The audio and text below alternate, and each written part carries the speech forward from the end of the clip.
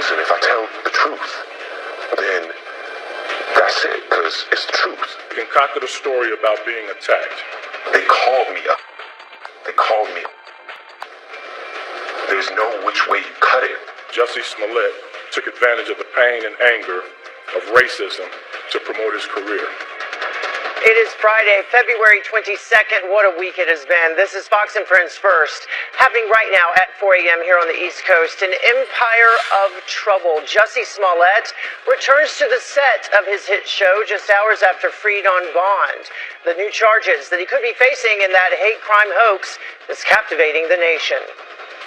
Democrats poised to challenge the president's national emergency declaration today, insisting that there's no crisis at the border. Really? So why is the Border Patrol ramping up security as a new caravan heads our way? We are live on the ground with a look at the crisis. And first it was gas and texting, and now a brand new tax proposal has people in a fizz. We'll explain. Fox and Friends First starts right now.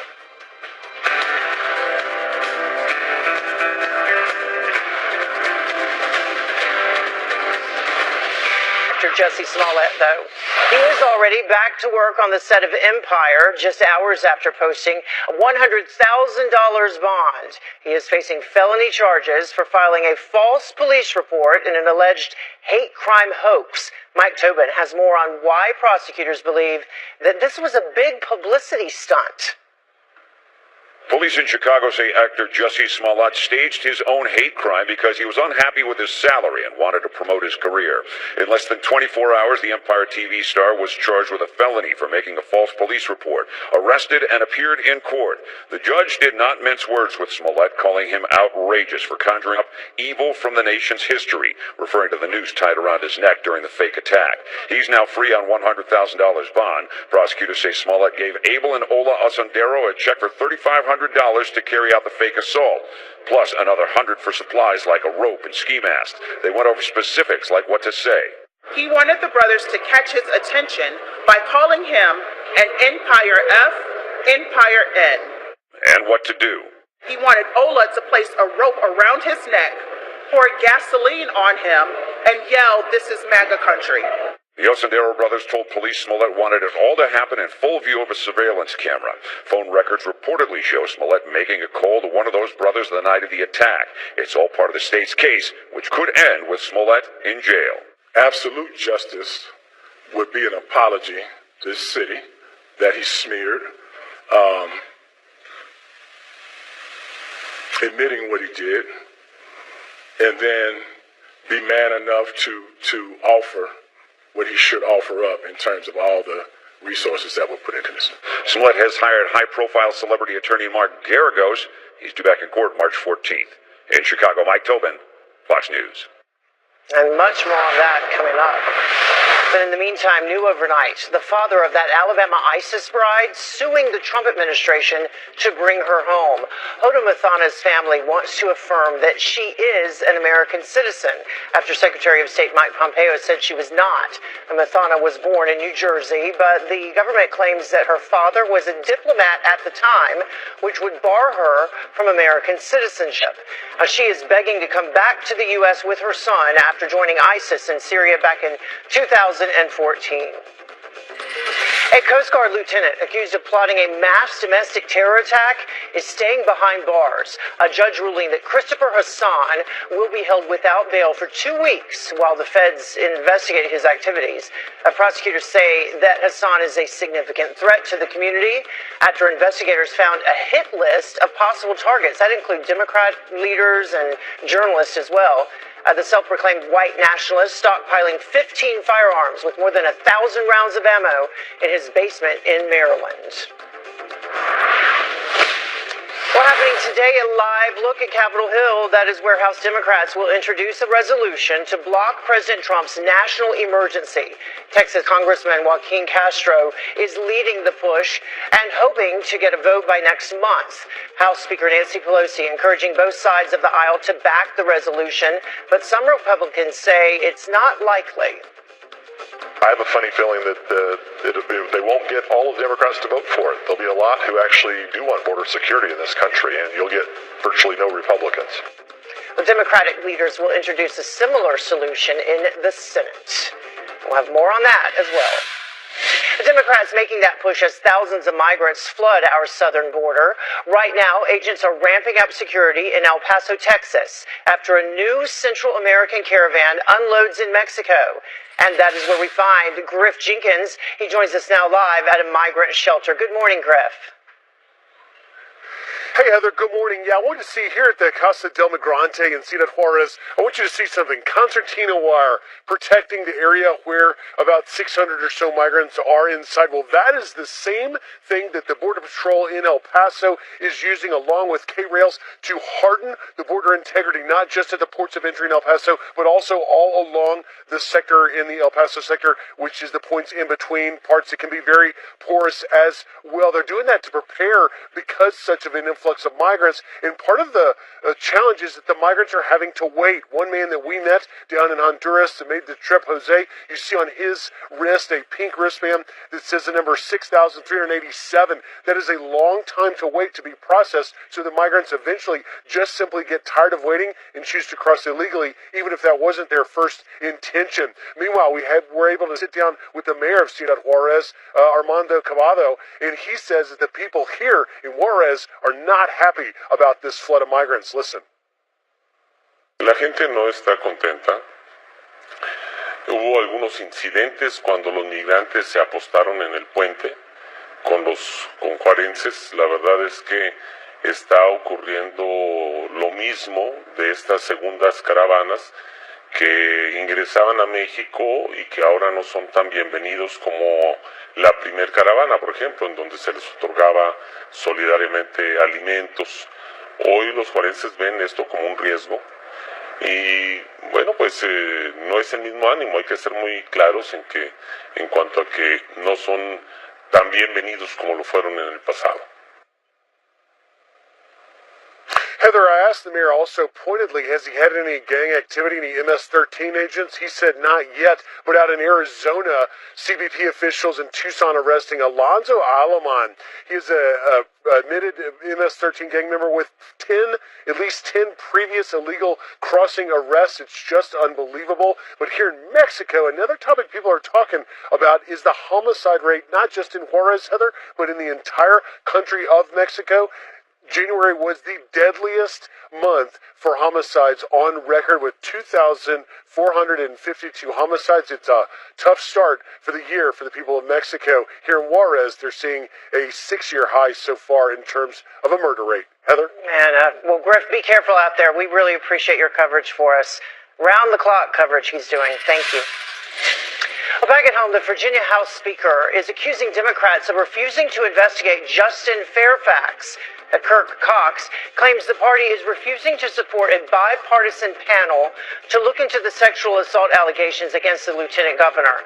Well, some Democrats are concerned that it could interfere with possible criminal investigations.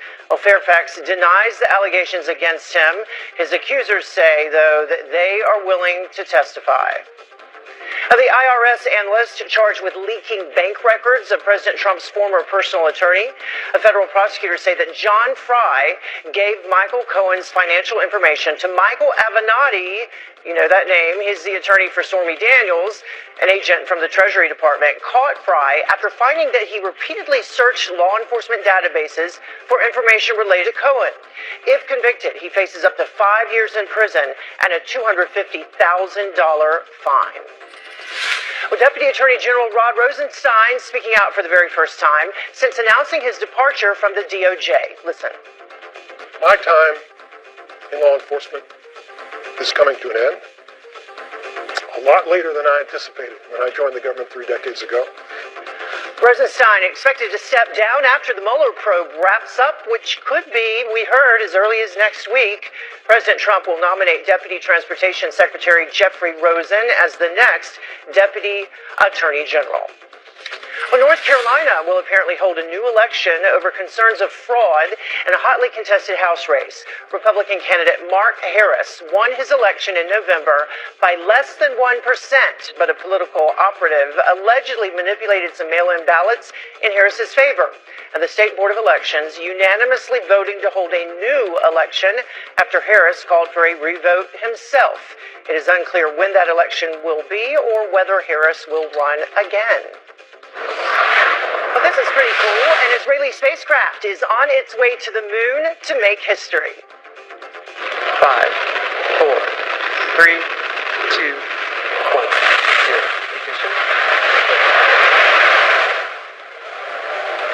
Well, SpaceX blasting off from Cape Canaveral, Florida, launching a privately owned spacecraft which could complete Israel's first ever lunar landing. Now, the Falcon 9 also brought an Asian satellite and an experimental spacecraft for the U.S. Air Force into orbit. Always cool to see that. Well, the time now is about 11 minutes after the top of the hour. And Chicago's top cop, did you hear him? He was mad, slamming Jussie Smollett for wasting the police's time. Smollett paid $3,500 to stage this attack and drag Chicago's reputation through the mud in the process. So how big a toll has this taken on the city? One anti-violence activist from Chicago joins us live to weigh in. You certainly want to hear him. You have a special visitor today.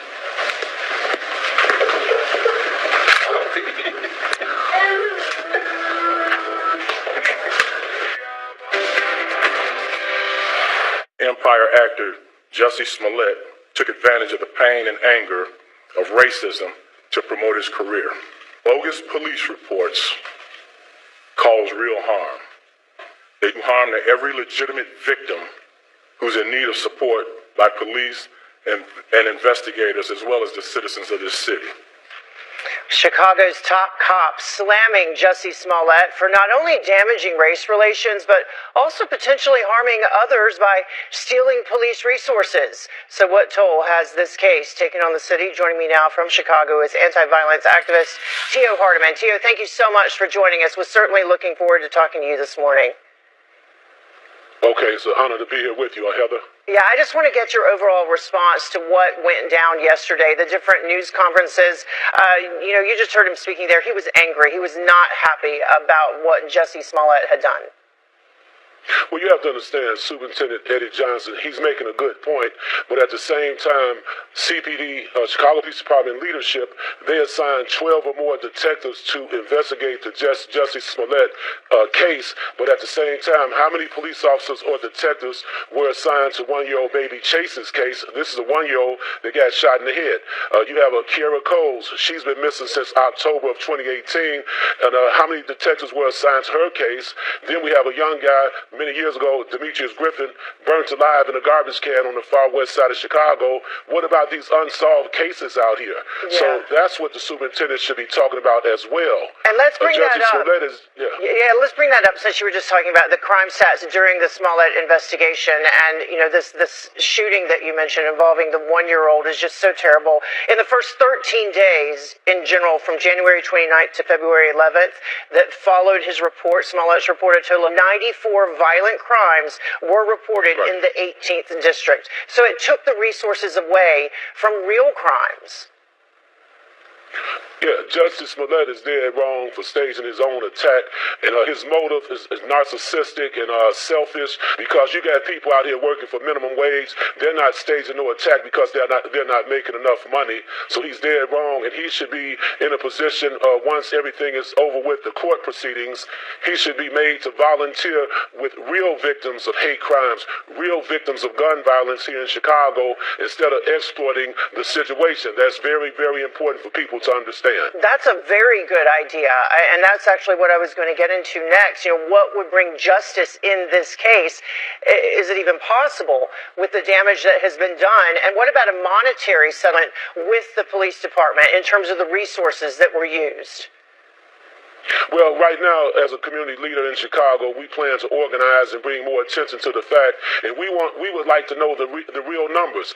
How many detectives were assigned to these other unsolved homicides? You have to understand, in Chicago, there's a 14 to 16% homicide clearance rate. So 1 out of 5 killers they're only catching 1 out of 5 killers, in other words, and more work needs to be done on the front end.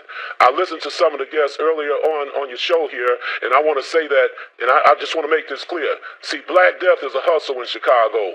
Everybody's benefiting off Black Death in Chicago. It's time to bring an end to it. And the reason I say that is because over 85% of the killings and shootings in Chicago occur in the African American community, and billions of dollars have been spent to deal with this problem, but we still have over 500 homicides every year in Chicago for the last 10 years. Yeah. It's time to really reduce the violence in Chicago and stop playing games with the people. That is a strong statement to make. And do you think that part of that is what Jussie used in order to have people so willingly believe him without knowing all the facts from the beginning? Well, that's exactly what Jussie used, because I've been born and raised in Chicago. Let me say that, and I knew when I heard the story something was wrong with the story, because people get beat up for real in Chicago. Number one, nobody gets pimp slapped, so to speak, and number two, where he got allegedly beat up at, nobody's homophobic in Chicago. Chicago has one of the strongest LGBT communities in the United States. Also, nobody's pouring bleach on anybody in Chicago and putting a noose around anybody's neck. So Jussie was dead wrong the way he kind of premeditated whatever he did here, but he's taking all the attention away from the real victims of violence in Chicago. And I agree with the superintendent when it comes down to that statement there, but let's talk about how many detectives are assigned to these other unsolved murders. Tio, great points. I can tell that you are angry too. We will see what comes out of this case, because apparently he's returned to the set and he is still saying that he's innocent. Tio Hardiman joining us. Thank you, Tio. Thank you. Well, the time now is about 20 minutes after the top of the hour, and Kamala Harris splitting with Democrats who want to tear down the wall. We can't have open borders. We need to have border security. All nations do. Is she trying to play both sides of the fence? Carly Shimkus has the reaction that is pouring in on social media. She joins us. Welcome back. Protection from spam or conservative censorship. Instagram playing defense after Donald Trump Jr. calls them out for blocking users from liking his post. Carly Shimkus with Fox News Headlines 24/7, 3/115 is here with the online reaction. Okay, here we go again. So Donald Trump Jr. says he's heard from people who say they're being prevented from liking his posts. He's also heard from other people who say that their accounts automatically unfollowed him. Interesting. And they didn't know about it until they checked and said, oh, wait a second, we're not following Donald Trump Jr. anymore. So we posted a bunch of screen grabs that you see. They're saying that the action of liking his post was blocked. Take a look at some of this reaction. Taylor on Instagram says, this is crazy. Stop blocking conservative voices. Jimmy says, I had to refollow your account when I read this. I checked and I wasn't following you.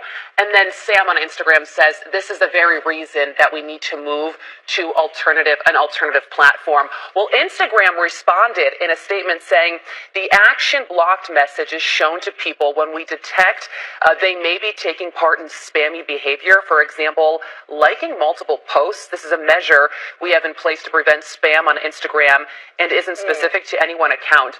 That doesn't make sense to me. I've got questions about that because I think it is pretty common for people to like multiple things on a person's page.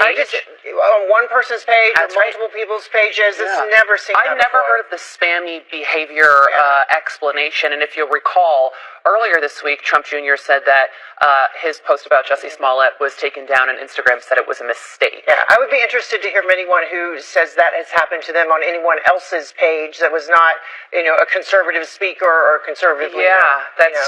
Good call. On the other side is this happening. That's why these tech industry leaders wind up on Capitol Hill because of things exactly like this. Speaking of Capitol Hill, Kamala Harris now kind of backtracking, taking a shot at Beto and Gillibrand. Right. So all the 2020 presidential candidates or soon-to-be candidates are sort of formulating their opinions right now, crafting what their positions are going to be. She recently said that she does not believe in open borders. Watch this. No, I believe that we need border security, but we need smart border security. We need to. We can't have open borders. We need to have border security. All nations do. All right. So if you remember, Beto O'Rourke recently said that he would tear down the existing wall in El Paso. So she differs from him there. Let's check out some reaction. Somebody on Facebook, M, says her own state is tearing down the wall they had. Her governor wants open borders. Jim says she's trying to play both sides of the fence. And Roger says can't have it both ways. Show your support by voting yes for a border wall in the Senate when it comes up again. I don't think that's going to happen. But I do believe she realizes that open borders nationally isn't a winning platform. I was going to say, trying to gauge which one is the winning platform. That's right. So someone that is winning, though, this veteran who had a hat returned from Spirit Airlines. That's right. So a Vietnam veteran recently posted on Facebook that he lost his beloved military hat on a Spirit Airlines flight. He asked people on Facebook to share his message, spread the word, hoping to get it back. Boy, did they deliver. His message was shared 320,000 times. It finally got to the flight attendant who had the hat. Saw the post, returned the hat back to that veteran who wrote on Facebook, I want to thank everyone across this great nation for responding to the call. The heartwarming responses came from every state. America sure does care about her veterans. I cannot express how thankful I am to all of you, and also Spirit Airlines, from the corporate level on down. So a happy ending a to that positive story. use of social media. Yeah, every now and then it happens, Heather. Every now and then. That's a great way to end it. Absolutely. Thank you so much, Carly. Thanks Have a great so much. weekend. Happy weekend. Well, the time now is about 5:30 the hour, and the father of that Alabama ISIS bride now suing the Trump administration to let her come home. Does the family have a case? Our next guest breaks down the legal loopholes that could be key. And talk about a close call, a windshield blown to pieces by a wooden beam. Yeah, how the driver managed to walk away from this one unharmed. Welcome back. A look at our top stories for you this morning. Actor Jussie Smollett returns to the set of Empire just hours after posting a $100,000 bond. Smollett is facing felony charges for filing a false police report after staging his own crime, but could face new charges for allegedly sending a hate letter to himself. And House Democrats are introducing a resolution today to block President Trump's national emergency. Texas Congressman Joaquin Castro is leading that push and hoping to get a vote by next month. Democratic leaders will introduce a similar resolution in the Senate. And the father of the Alabama ISIS bride is suing the Trump administration to bring her home. Hoda Muthana's family wants to affirm that she is an American citizen after Secretary of State Mike Pompeo said she was not. Muthana was born in New Jersey, but the government, I should say, claims her father was a diplomat at the time, which would bar her from American citizenship. So have they found a legal loophole to secure her American citizenship and allow her back into the country? Jim Hansen, who conducted counterterrorism operations, joins us now to explain. Good morning to you. Thank you so much for joining us. Good to be with you. So let's bring up, first of all, as we begin our conversation, what her lawyer had to say. And he says that Ms. Muthana has publicly acknowledged her actions and accepted full responsibility for those actions. In Ms. Muthana's words, she recognizes that she has ruined her own life, but she does not want to ruin the life of her young child. So what do you say? I say that is a wonderful sentiment, and no one should hold an innocent child responsible for the crimes of their parents. However, she has been determined to not be a U.S. citizen, not by the Trump administration, but by the Obama administration, which revoked her passport in 2016 when they found that her father was a diplomat at the time of her birth. Therefore, she has no U.S. citizenship. The Trump administration is simply affirming that and saying, given her actions, providing aid and comfort to enemies of the United States during hostilities, makes her ineligible to come back and we're not going to let her in. Yeah, and let's take a look at that. The Immigration and Nationality Act that you were just speaking on, Title 8, it does say a person born in the United States to a foreign diplomatic officer credited to the United States as a matter of international law is not subject to the jurisdiction of the United States. That person is not a United States citizen. But there's a discrepancy as to the month that she was born. And that seems kind of convenient that all of a sudden, once she's already left and gone to join this death cult, that they file paperwork saying, oh no, I wasn't a diplomat a month before her birth. We'll find out. This is going to court. It will be adjudicated.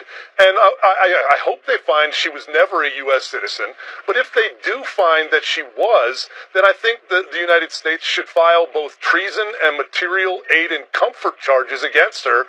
And I mean, I could actually see her becoming potentially one of the first female inhabitants at Gitmo. That might be a good way to deter others from deciding to do things like she did. Yeah, you know, we see these pictures of her smiling. We've seen the pictures of she and her child. She left the United States in 2014. She was married to not one, but 3 ISIS fighters. The child was born to an ISIS fighter while she was over there. And before and right after she left, she posted on all these different social media sites, Twitter included, these threats and these statements where she challenged people to run over people in trucks. She actually challenged people to assassinate President Obama. And in 2014, if you found enough information to decide you wanted to join ISIS, you also were well aware that they were chopping people's heads off and burning them alive in cages. She knew where she was going, and it's worth noting that President Obama gave Anwar al-Awlaki a Hellfire missile for not much more than the threats she made on social media. So she has committed terroristic acts, and whatever her status becomes, she either needs to go to jail for as long as we can put her in, or better yet, never sets foot in the United States again. But she says she just thinks she needs therapy, that would help. Yeah, I'm sure she can have therapy in prison if that's where she ends up, and she certainly needs it, but that's not the correct punishment for someone who joined a homicidal, genocidal organization like ISIS willingly. All right, thank you so much. We appreciate it, and people are fired up about this, so hopefully she will not return. Thank you. Okay. Well, 200 American troops will stay in Syria after President Trump withdraws forces from the war-torn country. The White House says the troops will be part of a small peacekeeping force and will remain in Syria for a, quote, period of time. Last month, President Trump announced his decision to pull 2,000 troops from Syria after declaring victory over ISIS. Well, like father, like sons, the U.S. is charging El Chapo's 2 sons with drug trafficking. Joaquin and Ovidio Guzman Lopez are fugitives. They're accused of helping funnel cocaine, meth, and marijuana into the United States for the past decade. But they are believed to be in Mexico. Their notorious drug lord father, of course, was recently convicted on similar charges, and he faces life in prison. Well, drug users could soon have safe places to get high in Maryland. It's the first of its kind bill to create safe opioid injection sites, and it's on the table. The pilot program would reportedly let opioid users inject with clean needles near trained staffers. Well, a state committee passed the same bill last year, but later rejected it. So what do you think about that? How about sugary drinks? Let's switch to this. Sugary drinks hitting a sour note in California. Lawmakers are proposing a new soda tax meant to combat obesity, which is considered a, quote, public health crisis in that state. And the law would ban stores and restaurants from selling sugary drinks bigger than 16 ounces. It's unclear how much the tax would cost. Connecticut is considering a similar law. Well, the time now is about 20 minutes until the top of the hour, and Bernie Sanders is now part of the crowded field of 2020 presidential candidates on the left. What the party wants the independent senator to do to prove he is a Democrat. And damage control. Nike has some splaining to do after Zion Williamson's shoe blowout less than a minute into the Duke game. How much the shoe... Welcome back. Bernie Sanders expected to sign a pledge next week that he is running as a Democrat in 2020. And the DNC introducing the candidate affirmation form in August. Now, this after complaints of the 2016 election when Sanders fought Hillary Clinton for the nomination, of course, despite being an independent. All Democratic candidates will be asked to sign the new agreement. Well, she once called the alleged attack against actor Jussie Smollett an attempted modern-day lynching. And now Democratic Senator Kamala Harris is reversing course. The Empire actor is facing felony charges after prosecutors say he staged a hate crime attack in Chicago as a publicity stunt. The Smollett's lawyers deny those claims. Following his arrest, Harris, a 2020 hopeful as well, spoke out on Twitter saying this: "I'm sad, frustrated, and disappointed when anyone makes false claims to police. It not only diverts resources away from serious investigations, but it makes it more difficult for other victims of crime to come forward." Well, conservative leaders are demanding an investigation into social media censorship. Tracy Crosco from our sister network, Fox Business, here to explain. It seems like this is never ending. Yes, good morning, Heather. Well, the heads of a number of conservative organizations sent a letter to Attorney General William Barr asking for an investigation into several of these online organizations, social media companies like Facebook, YouTube, Google, Twitter, all of that because of the growing threat of online censorship. The letter calls for action. You can see a quote here: "During such a turbulent time in our nation's political system, it is crucial that you investigate how these social media search media powerhouses wield their power to sway elections." The letter also claims that these organizations, quote, "have a significant liberal agenda hardwired into their platforms." We've heard in the past all of these organizations like Google, Facebook, they said that they have no political leanings, but we have not yet heard any reaction from them, according to this letter. Well, let's talk about the reaction to this because it was swift. Yes. This Duke star, Zion Williamson, the shoe mishap where it basically exploded on the court. Yes, that was insane to see. But yesterday we saw shares of Nike, the maker of that sneaker, falling more than 1%. Analysts attributed that stock move to Zion Williamson and what happened to him, the Duke basketball star and hottest NBA prospect. We know Nike has a reputation of sneakers and gear for athletes, but this is really hurting its image right now. Nike in damage control, trying to come back from that. Shares in the after hour down as well, so we'll be watching Nike stock very closely today. I don't know how that happened. I don't either, You know? my goodness. But then you had Kaepernick's Nike jersey selling out, so maybe that counters it a little bit. Yeah. All right. Thank you so much. Thanks, Heather. Well, the time now is about 15 minutes before the top of the hour, and a brand new fight in Florida against sanctuary cities. The state senator behind the new bill joins us live with why he says it's the only way to keep the public safe. And this hockey player giving new meaning. Well, happening today in the House, Democrats plan to block President Trump's national emergency declaration 1 day after a group of Democrats led their own fact-finding mission to the border. Now, they're still refusing to acknowledge the crisis, so doesn't that mean that they're not really interested in real facts? Here now to weigh in is Florida State Senator Joe Gruters, who just proposed a bill to ban sanctuary cities in his state, which we will talk about in just a moment. Thank you so much for joining us this morning. We appreciate it. Thanks so much, Heather.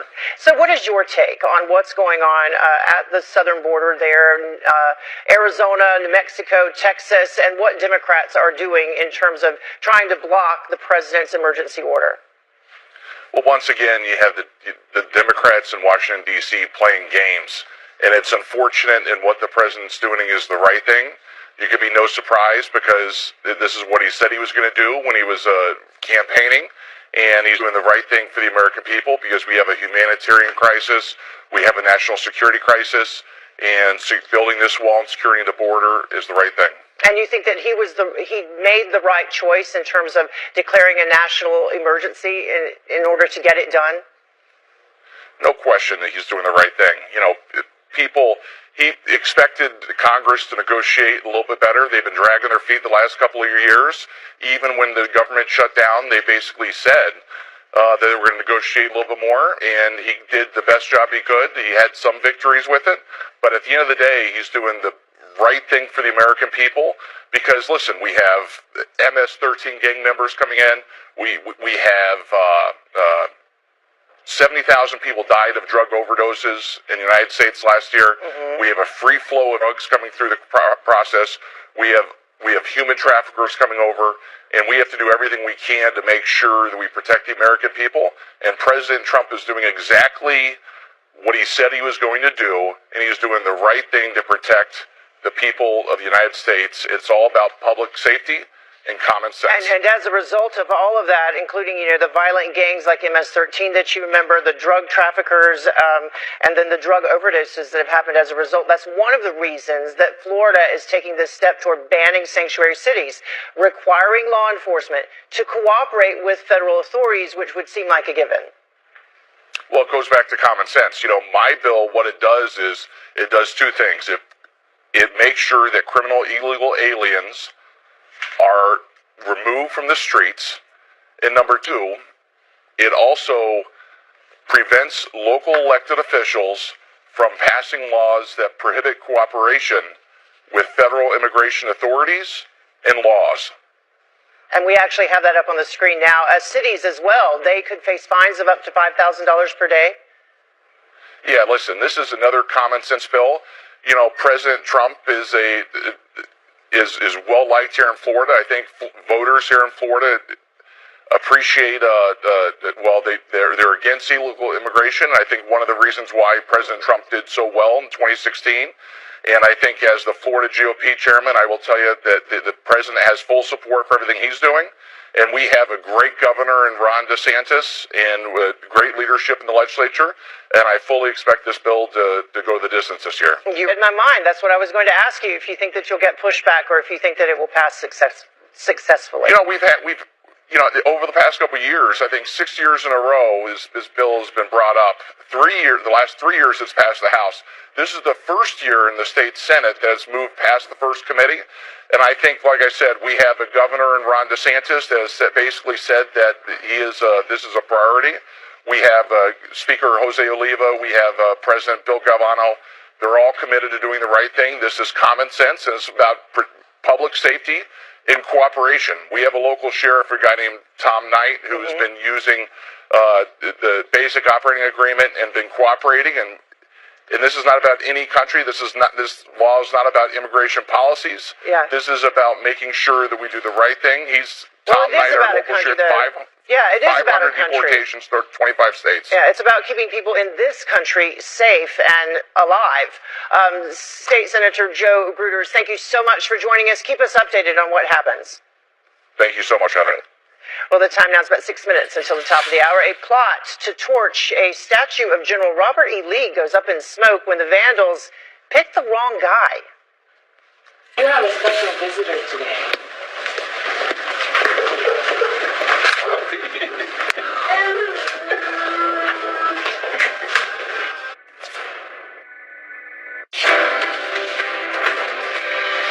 Welcome back. Take a look at these vandals. They apparently need a history lesson.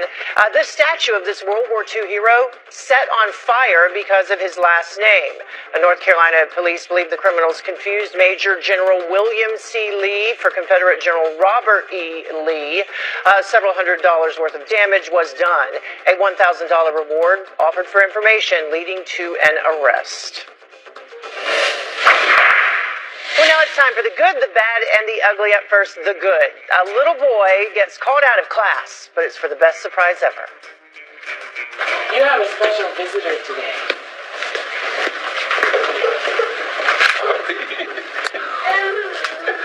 Oh, I love it. Sergeant Jonathan Perez Olivieri hugging his son Liam for the first time in 9 months. He's now back home in Texas after a deployment to Germany. Aw.